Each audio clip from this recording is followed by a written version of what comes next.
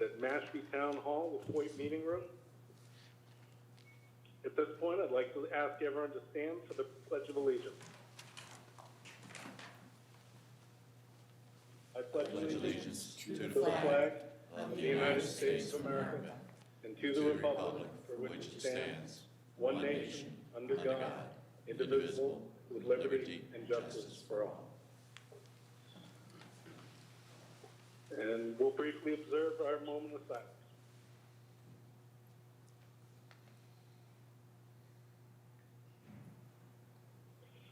Thank you. At this point, is there any public participation that is not in the agenda that would like to be heard? Yes, there is. All right, if the first speaker would come forward, identify themselves, and speak their piece.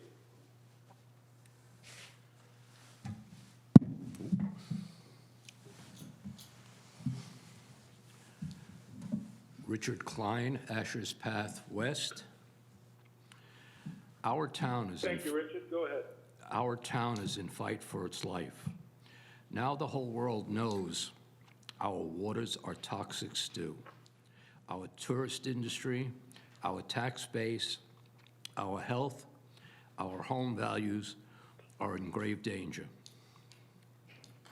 We can act now, take action to help combat this march to complete this destruction. We are now building wastewater treatment plant to greatly limit the amount of nitrogen entering to our groundwaters, which has been starting now that the shovels are in the ground. That's a great thing that's happening now. Yet we continue to build single-family homes, more bedrooms to existing homes, therefore adding the nitrogen to our groundwater. How does this make any sense? I propose a moratorium on any new construction of single-family homes and a moratorium on construction of additional bedrooms to existing single-family homes. I would like there to be an exception only to permits on affordable housing construction.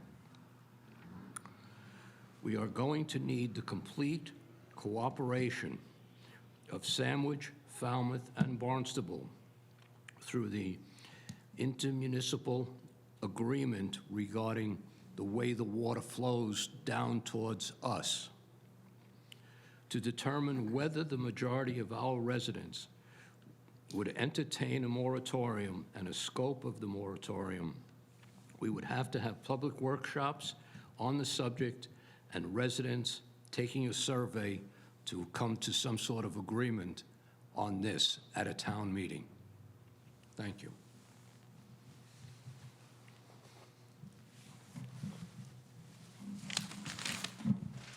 Thank you, Richard. Are there other speakers who would like to be heard? Yes. Please come forward, speak into the microphone, identify yourself, and speak your piece.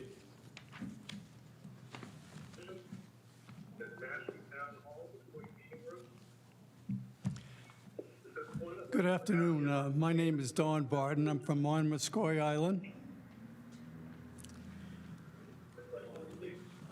I have some attachments I'd like to pass out. I'm hearing the recording of our meeting coming back over the feed. Say that again? His microphone is lagging. Oh. I see.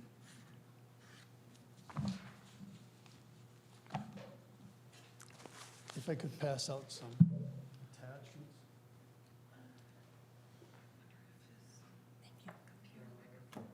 This is for Joseph. This is for, say that for Chad. Give this to us.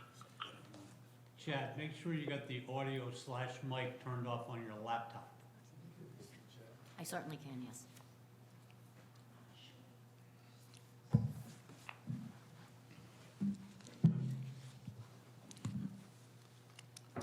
Okay.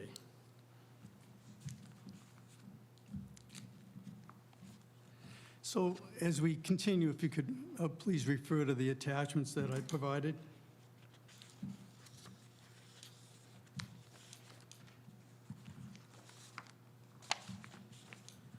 I've prepared some comments, and these are some thoughts that I feel deserve some testing of assumptions. At the last annual MIIA, Monomoskoye Island Improvement Association membership meeting, the total consensus was that Wacoit Bay and its embayments cannot wait until 2045 for sewer services, and that the shellfish program by itself won't stem the contamination. The nitrogen removal plan for Wacoit Bay, its embayments and headwaters is non-existent. Wacoit Bay has been abandoned. The impact of the shellfish program was the key and stated determinant to make the 2015 impact report feasible and relevant. The nitrogen removal plan for Wacoit Bay, its embayments and headwaters is non-existent. Wacoit Bay has been abandoned. The impact of the shellfish program was the key and stated determinant to make the 2015 impact report feasible and relevant. I've said that.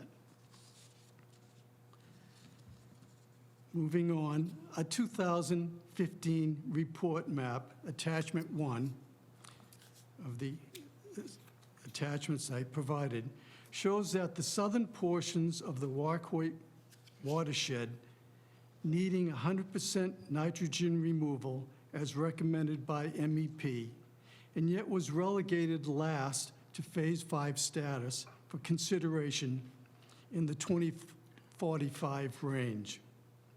In the areas around Mashpee, Wakeby, and Santuit Pond, no nitrogen removal was recommended, but that assessment is now being reconsidered. In the meantime, the report on attachment 2, that the southern portions of the Wacoit watershed needing 100% removal, nitrogen removal, as recommended by the MEP, and yet was relegated to last. Okay, I read that. Let's see. In the areas around Mashpee, Wakeby, and Santuit Pond, no nitrogen removal was recommended, but that assessment is now being reconsidered. Excuse me. In the meantime, the report on attachment 2 affirmed that 100% of excess nitrogen would be removed by the shellfish program. This contention has no credibility. By that time, 2045, the fragile marine life in all of Wacoit Bay and embayments, which include Sagelot Pond, Cali Beach, Washburn Island, will likely be extinct. The shellfish program is dealing with difficult circumstances, but with no lack of effort or commitment. Ongoing events such as climate change and the town's unrestrained overbuilding has not dealt the shellfish program any breaks. However, shellfish beds themselves are being evacuated for lack of oxygen. The commercial shellfish grants on Hamlin Pond and Great River appear to be inactive. For commercial buyers, there must be a reputational risk for purchasing shellfish from degraded waters. The town projected in the plan to sell 19 million shellfish, but these animals need to thrive and be harvested. Who is going to buy them, harvest them, or eat them? If not harvested, the shellfish will eventually die in sight with all the nitrogen retained in the tissues. On the matter of the sewing of the ponds, I have some thoughts to test your assumptions. There is a lot of pressure to deal with the serious outbreaks of cyanobacteria and to redirect massive resources to this end, all of which is under review. Sewering alone may not eradicate HABs, the harmful algae blooms, on the ponds. There is a big problem in that phosphorus has unique characteristics and properties. It does not migrate anywhere near the speed or magnitude of that of nitrogen. The phosphorus backloads build up in leaching fields adjacent to water's edge and is mineralized with other elements. Only a relatively small amount of incremental phosphorus is sufficient to tip the balance where cyanobacteria manifests itself and appears. A few failed cesspools, failed septic systems, and septic systems that have not been cleaned out in decades can cause havoc. Has the town yet taken any preventative action using the whole lake scale method of phosphorus management to control phosphorus levels? The town should not proceed with sewer installation until these basic measures, which the town understands, are taken and evaluated for impact. Tens of millions of dollars of town funds are on the line. With the stakes so high, the town should inspect every perimeter foot for all point and non-point sources of phosphorus contamination. It should consider the following: shut down and empty all cesspools as a public health risk. Cesspools have been discussed by the Select Board. Have they all been shut down yet? They are an open wound for phosphorus contamination.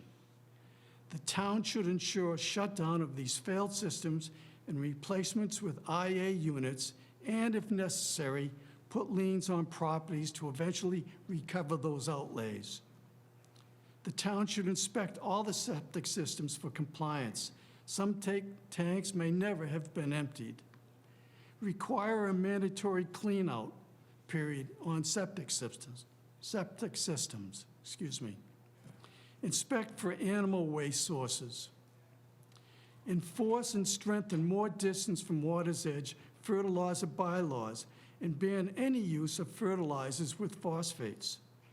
Additional resources should be granted to natural resources and conservation to bolster fertilizer bylaw compliance, as well as steeper fines so that it is not just a paper exercise.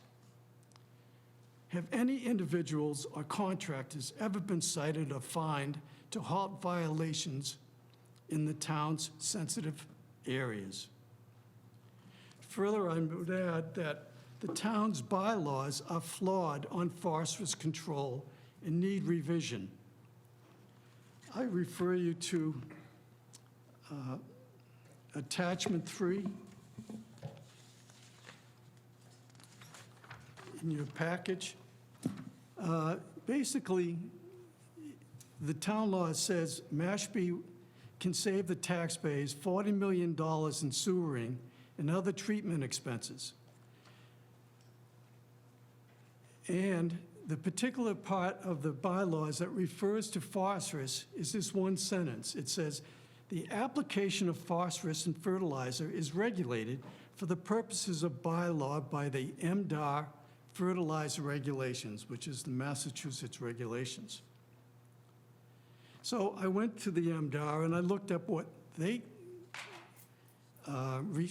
refer to in terms of phosphorus control. It says phosphorus-containing fertilizer may only be applied where a soil test indicates that it is needed, and this is the big part, or when turf or a lawn is being established, patched, or renovated. Well, a renovation could be a different shade of green. So essentially, there is no governance for phosphorus control in the bylaws, and that should be changed immediately.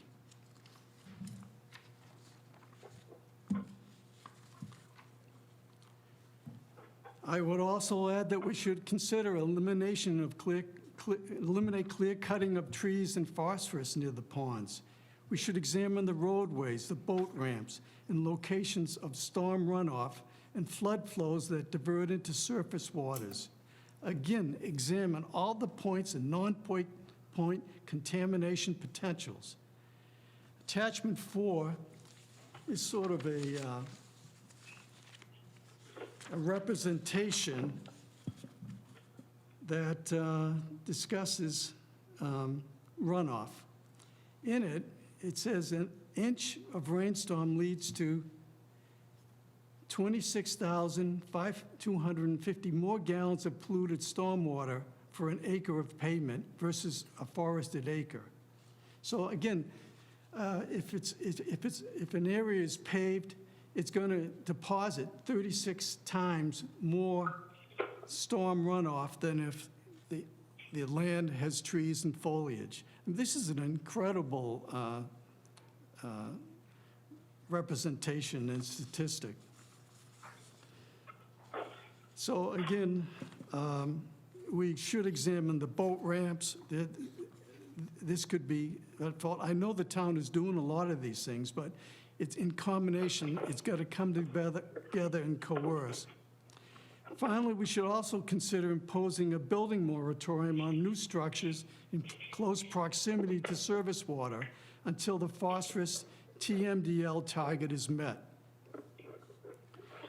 We should consider optional use and property tax incentives for installations of urine diverting toilets. Residents hear this alliance with the Mashpee Wakeby. They're motivated, they're concerned people, and this would be of some consideration until the phosphorus,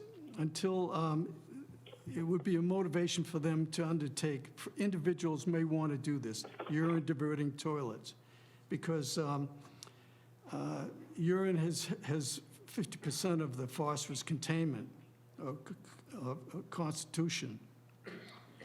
On another note, I have a real concern about the town's pivot to full dispatch to sewer North Mashpee and the ponds. The final environmental impact report of 2015, just a few years ago, showed no nitrogen removal required in these areas. But the emergence of cyanobacteria outbreaks has changed that whole calculation. The real downside is that the sewering the ponds for nitrogen may not work for decades or show any improvements in reducing phosphorus levels or cyanobacteria dominance in the ponds.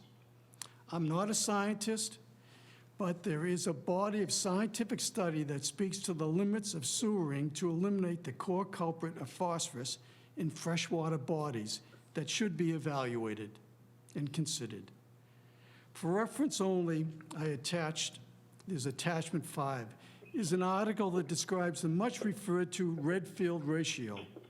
Specifically in this application, the actual nitrogen to phosphorus ratio can predict when the thresholds are reached when the blue-green algae blooms, the cyanobacteria, are released and become dominant in the pond. Table 2 on this article of page 105 shows that the zone when the ratio is between 3.25 and 6.5 is the zone which enables the appearance of toxic blooms. I refer you to Article 6, is an article from the American Chemical Society that discusses the eutrophication of freshwater bodies. The scientists cast doubt on the wisdom of sewering near ponds for nitrogen with the express purpose of reducing phosphorus. It mentions that the nitrogen-phosphorus ratio can be disrupted, allowing for cyanobacteria blooms. The scientists say that in some cases, nitrogen has actually been added to the lakes to reduce the impact of the phosphorus. The abstract notes, targeting both nitrogen and phosphorus may not only be much costlier than necessary, but may even promote blooms of nitrogen-fixing cyanobacteria, especially in cases of high internal phosphorus loading. Now, Santuit Pond is an example with 78% of the phosphorus stemming from internal phosphorus loading. Only 5% of the deposited phosphorus is from septic systems. It concludes that there is no evidence that eutrophication can be managed by controlling nitrogen inputs. In contrast, multiple lines of evidence at the whole lake, which we talked about, the scale of management, show that phosphorus controls to mitigate eutrophication. In conclusion, I refer you back to attachment 1, where your 2015 the Sewers Commission's final environmental impact report showed no nitrogen required to be removed from around Santuit and Mashpee-Wakeby, only to pivot now, a few years later, to 100% sewing in the proposed Phase 2.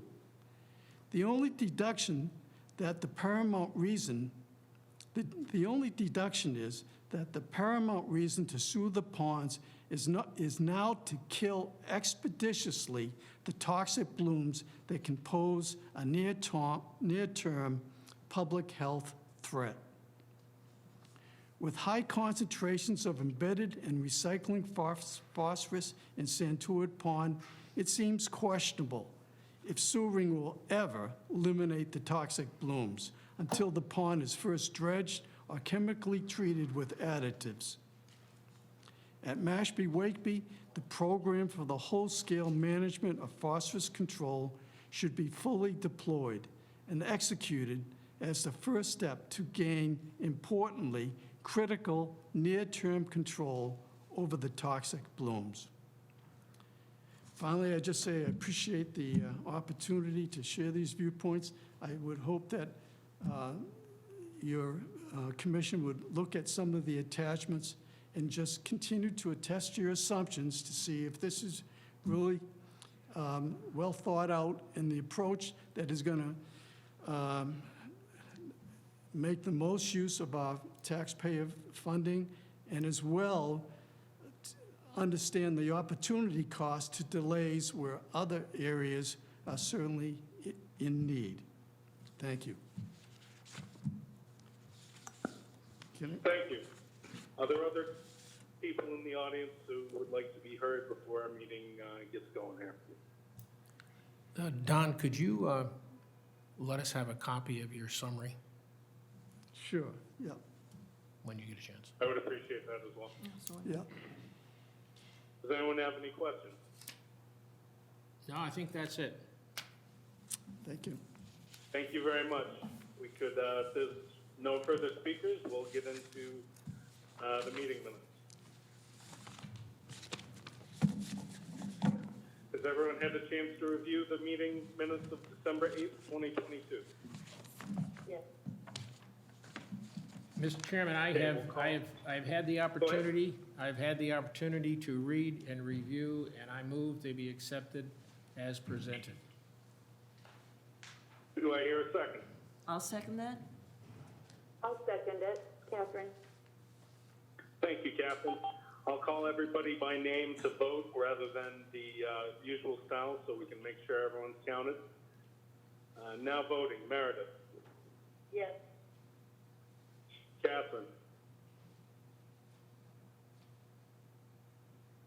Ms. Catherine. Catherine is not with us. Do we still have a quorum without Yes, Catherine? yes, we do. Al. I'm here and it's yes. Phyllis. I'm here, yes. Catherine is Barry. Yeah, I dropped off, sorry. I'll second the motion if nobody else has. We got your second. Are you voting yea or nay? Oh, yeah, yes. I vote aye as well. Motion carries. Thank you.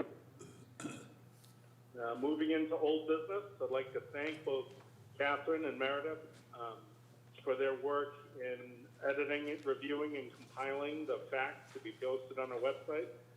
I thank everyone for their feedback, and I open up for discussion on the frequently asked questions. I'd just like to say something about the huge amount of work that Catherine had put into it. And having done at least 3 to 4 different drafts of it and reorganized it, she did an amazing job. And I'd like to thank her for it. Thank you. Absolutely agree. Other discussion on the facts? I think, I have a question, and this is primarily for question number 6, and it just refers to the reduction of the total maximum TMDL.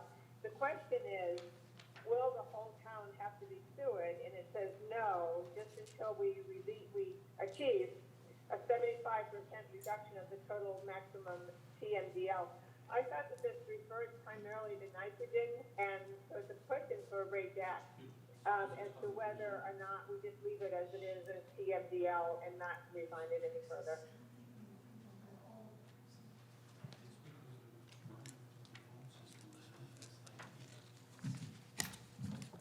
What was the question again, specifically? When you said leave it as The question was is? whether or not, the question was number 6, and it asked whether or not the full town needs to be sewered. And it has to do with, the answer has to do with, we have to lead to a 75% reduction of the total maximum daily load. My impression from past discussions is that this referred only to nitrogen, because there is a reference to Mashpee's fresh and tidal water resources, and it seems to me to be a conflict. I'm just asking for clarification. Okay, I'm not aware of any actual conflict. The embayments are the focus of the TMDL studies. And from a total maximum daily load, it is not necessarily specific to nitrogen. Okay, it's the value represents the total assimilative capacity of an embayment to handle a host of contaminants. Nitrogen is obviously the primary. Thank you. That clarifies it. Other questions?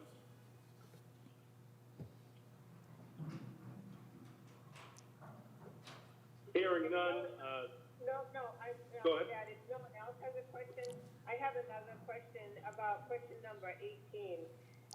It's about I have two questions. One is about the timetable for the Mashpee sewer construction, and it says the town anticipates up to 5 project phases, which we're aware of, to achieve the water quality goal. We have a phase 1 for years 2023 and 2024. We have a phase 2 pending water resource quality review for 25, 26. My question is a clarification for what this water resource quality review is. And my concern is that if we're going to a decision in 25, 26, it means that there wouldn't be any work towards design or construction for, my guesstimate would be 2 to 3 to 4 years later.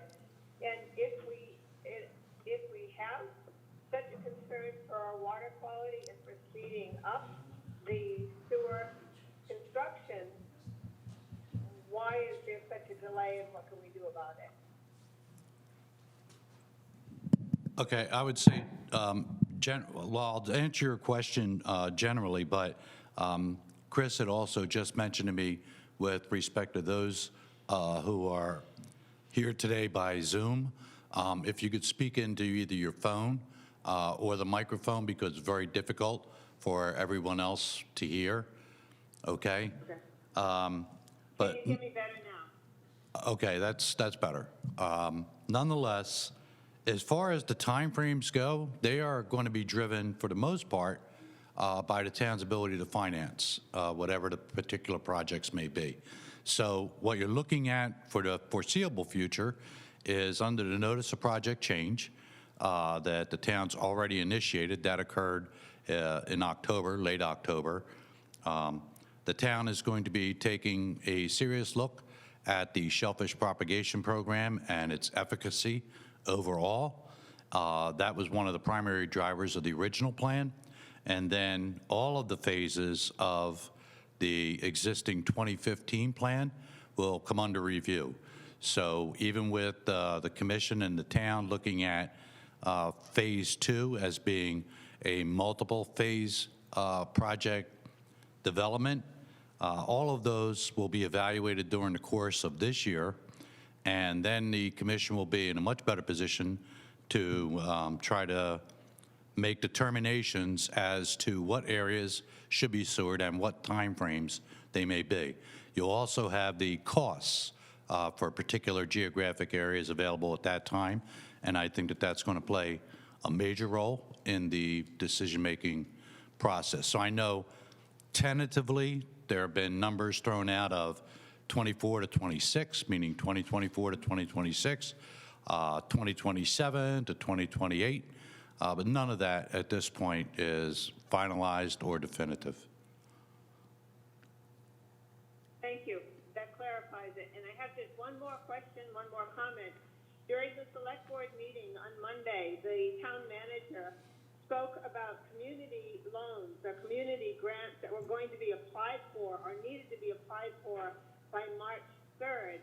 And that we qualified for it as a town, and that the people who are on the first to be sewered are also, at least part of them are eligible for grants for sewering. And I think we need to make sure we're exploring that, and if it's not in the FAQ, that we update this information so that people who are going to be sewered do realize that there is additional funding now that could be available, or that we speak with the select board to be sure that this March 3rd deadline to apply for funding is reached. I will look into that for the board, for the commission. Thank you.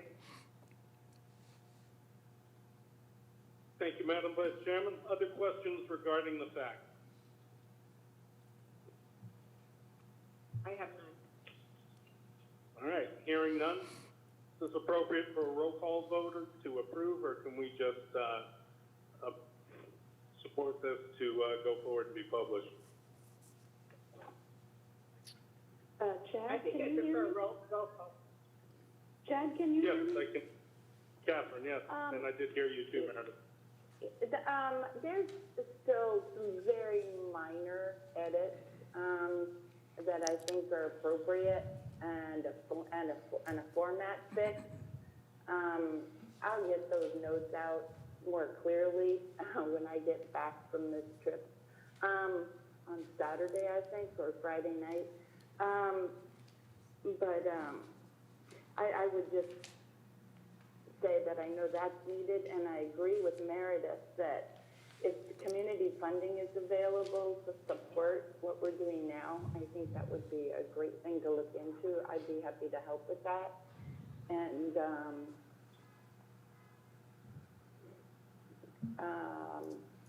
I think we So we need should to table this revisit. till the next. Yeah, well, I think we need to revisit the answer to question 6, as Meredith was indicating, because it also affects the answer to question 18. Stress that. All right, well then leave this I don't on want, the agenda. I hate to table it till the next meeting, but I think we can get some work done in the next couple of days that would put it in a final position. And if we could do that and submit it to the town for review, maybe by the 26th, we're close to publication. Is that Catherine, possible? I respectfully disagree. I believe that we've Okay. had this on for old business for a very long time, and we've also talked Okay. about the fact that there's going to be revisions as time go on, and we Right. do have a date that as of January 2023, that this is where we are. And so Okay. as the community funding becomes available, I think that can be put on there, and I think we can approve the minutes with the minor edits that you have submitted. Okay, I'm fine with that. Okay, thank I you. agree with Meredith. Other opinions, comments? In that case, we'll entertain a motion to approve the minutes for publication and with the understanding that there will be minor edits and changes going forward. I so move. Do I hear a second? I'll I second that. second. Thank you, Meredith. Voting. Meredith. Yes. Catherine. Yes, Al. Yes. Phyllis. Yes, I vote aye as well. Motion carries. That brings us to new business, the mention of upcoming betterment hearing to take place at Mashpee Town Hall, Monday, January 30th at 6:30 p.m. I'll lead off with this. We decided to make this a special meeting because there could be significant interest, and a lot of people, a lot of people on this commission can't make it to town hall at 2 o'clock on a workday. So I decided to make this a bit later, and we checked with the town clerk's office to make sure there were no, I should say Mr. Jack checked with the town clerk's office to make sure there were no conflicts. So this should allow us ample time for public discussion, comment, and the dissemination of information. Anyone has any questions or comments on the commission or in the audience, happy to entertain them. I have a Any question. comments there? Go ahead. Yes, I have a question. The betterment hearing is for those in properties that are multiple dwellings, or betterment for anybody? This is for, if I may, Mr. Chairman? Of course. This is for specifically, there are 2 betterment areas in Phase 1, one being the Summerwood condominium development, and the other one being Sea Oaks condominium development. So this betterment hearing is going to be specific for Summerwood, and then Sea Oaks will be scheduled for subsequent time on that. I will make sure that the commission has all the information they need, the lists, the actual betterment order, the values, and what your options are with respect to duration of the betterment, the percentage, and what the apportionment of cost is to be. So you'll have all of those values and be able to make a decision that evening, hopefully. Thank you. Other questions and comments from our commissioners? Is there anyone in the audience who would like to ask a question? All right, hearing none, we can move on to the next item. We need to set our schedule for the year. I'll defer a bit. I know there's been a convention of, I believe it's I want to say the 2nd, 4th week, I could be wrong. Every Thursday, would like to stick with what we got unless anyone has a compelling reason to change it. Anyone who wants to speak to this, please be vocal. No, I Chair. think it's fine as it is. This is Meredith Harris, Vice Chair. I think that we're fine as we are. We've been following it quite consistently. Very good. I agree. Anyone else? In that case, I direct our secretary. She can set the dates, email them to me, and I will forward them to town clerk's office. Thank you so much for doing that for me in advance. Moving on to the construction update with Mr. Jack. I'll hand it over to him. Thank you, Mr. Chairman. You have 3 active contracts. Contract 1, which is the water resource recovery facility being constructed at the existing transfer station off of Ashers. And then you have Contract 1, which is the northern segment of the collection system above Route 28. And then Contract 3 is the southern collection system, which is south of 28. Contract 3 is roughly twice the size of Contract 1, so it will take a little bit longer. So I'm just going to give you an update right now as to where we are since the notice to proceed was issued on October 3rd. For the month of October, there was very little activity either at the plant or in the collection systems. Construction started in earnest in November and later November for the plant itself. So I'm going to give you an update as to where we are with regard to construction activities up till December. And then on your next meeting for this month, I will give you a full update and presentation that will include not only the construction activities that have taken place, but those that are about to take place in the future, giving you length and size of main that's been installed on what streets and roads, as well as how many service connections have been installed and on what streets and roads. And you'll have a map that'll depict all that as well. I will also, I think, probably the biggest thing is give you a cost update.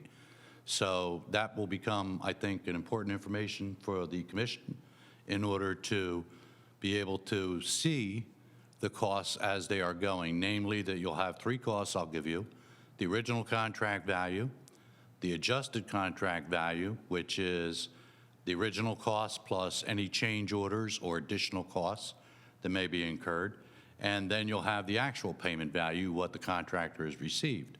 So you're going to really see three lines on a graph, and those lines are going to represent those values. They should stay pretty much close together. If they start to deviate in any substantial form, it definitely indicates that Houston has a problem. Okay, so I think that you're going to find that very informative and valuable as the contract moves forward, because I want to make sure that you're following the costs with respect to the actual work that is performed, all right? And there's a couple definitions I'll give you at that time that'll really kind of help drive that home. Okay, so I'm just going to give you a brief update now, verbal update on where we are. For the collection system north, which was that area north of 28, work's continuing on the main installation along Carlton Drive. That's the deepest part of the main there. Roughly, it was running in the 12 to 15-foot range on the trenches. So they're presently doing the last leg of Carlton, which is going past Butler Lane, and they should complete Carlton probably by tomorrow. That's approximately 2,000 feet of total trunk main that has been laid or installed on Carlton since the project began. Then they're going to proceed to install 8-inch main services along Sewell Drive. That's going to be roughly 600 feet of 8-inch main along with the services. 8-inch main and services are already complete on Swain Circle. And the main and services for Sea Oaks are scheduled to begin in early February. So they've already done the wood cutting and clearing that needed to occur in order to install those mains. The connection point will be coming off of Carlton Drive. The connection has already been facilitated in the main. And then that will take place over the course of February, but I don't have the exact date yet. For the collection system south, work began at the intersection of Mashpee Neck Road and Simons Narrows Road on January 3rd after the holidays. First manhole was installed at the intersection of Mashpee Neck Road, and then the main installation is proceeding along Simons Narrows Road, and it's only going down about approximately 1,000 feet. I know a lot of people think or believe that all of Simons Narrows is getting done, and it's not. It's stopping in the area or vicinity of Yard Arm Drive, so that'll be the end point of the southern contract. Lift station site is located in the area of Mashpee Neck Road and Simons Narrows Road. So that is one of 3 theoretical stations that would have been put in the southern contract. The other 2, one is going to be on Brewster's and the other one is going to be on Falmouth Road. So this was one of them. They had to clear the site, and they did a very good job of clearing. I was a little bit worried they might over-clear, and they didn't. So I was pleased with the end result. They're going to be using that at the present time for storage of materials and equipment, because there's no other place on Mashpee Neck Road to do that. And then ultimately that will be a lift station location for the project area. So then the work, after they get done with Simons Narrows, the work's going to proceed north along Mashpee Neck Road. There will be 1-lane traffic allowed during that construction. Then they're going to stop that and do work on Falmouth Road, hopefully in March. And that is to take advantage of seasonal restrictions that the state imposes, because Falmouth Road or Route 28 is a state highway. So we have to follow their guidelines on that. So it's a limited time frame when work can occur there. So there's a force main, a gravity main, and the lift station get constructed there. So this work is really going to be for the road work with respect to the mains and not necessarily the lift station at this time. So that's anticipated for the spring. For the water resource recovery facility, They've completed clearing the site, clearing and grubbing it, meaning removing the stumps out there. The underground pipe, which is ductile iron for the plant site, has already been delivered to the site. The current work is focused on earth moving, and so far they removed over 8,000 cubic yards of material, has been moved off-site. Excavation will then commence in February for the foundations for the buildings as well as the tanks on the site. Concrete and underground pipe work will continue into and through the summer months. So that's what they're going to be doing out there predominantly. As I indicated before, at your next meeting, I'll be giving you a complete presentation at that time, and you will also have your engineering team here to answer any questions that you may have. That will continue on a monthly basis for the duration of the contract, so you will always have those presentations and opportunities to question the engineering team. Okay, so that will be on the second meeting of each month that you have.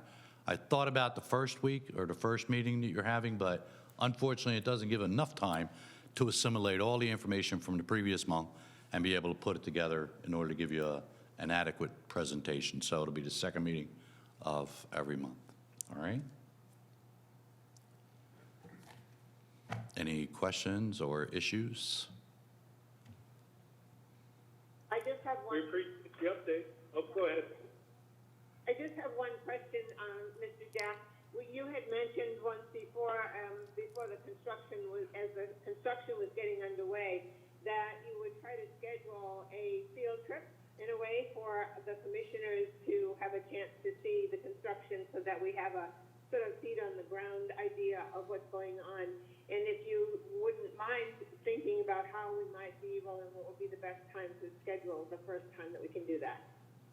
Definitely, and I'm really glad to hear that, Meredith, because I think that's going to be very valuable for the commission over time to see a wastewater system being constructed from the bottom up.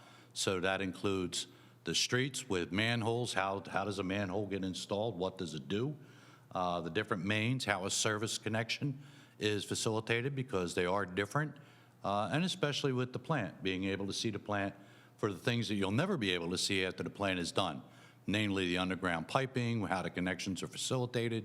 So I think it's going to be a very valuable experience over time. And I'd be more than happy to start scheduling those. Right now at the plant, there's nothing to see, but I think as we go through February, might be a good opportunity for that. Great. Thank you very much. Thank you, Meredith. Other questions for our interim town engineer? Hearing none. Thank you, Mr. Jack. Appreciate the update. Thank you. I see that we have members of other boards, both the select board and the planning board. If you guys would like to say anything, we're all ears. All right, I see shaking heads. In that case, I'd like to thank our secretary, Susan Donovan. I'd like to thank our interim town engineer, Raymond Jack. Thank our commissioners, everyone who attended, and Chris Ball at Mashpee TV. And now entertain a motion for adjournment unless anyone has something else to comment. Mr. Chairman, I move we adjourn. I'll second. Do I hear a second? I don't think my mic is on. I will second it. Voting. Meredith. Yes. Catherine. Yes. Phyllis. Yes. Al. Yes. I vote aye as well. Thank you, everyone. Thank you. Thank you.